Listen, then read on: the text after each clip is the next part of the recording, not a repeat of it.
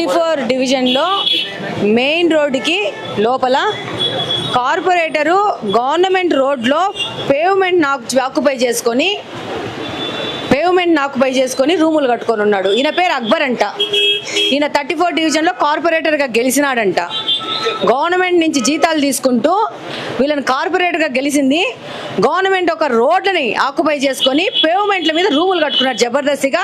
అలా staff work చేస్తున్నారు. ఇక్కడ మీరే కదా కార్పొరేటర్ మనుషులే కదా ఇద్దరు.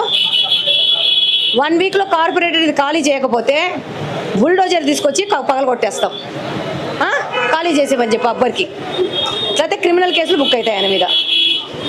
డెఫినెట్గా వీళ్ళ మీద క్రిమినల్ కేసు బుక్ చేయాల్సిన అవసరం ఉంది. కార్పొరేటర్ హోదాలో ఇలా వచ్చి సమాజాన్ని మొత్తం తినేస్తున్నారు వీళ్ళు.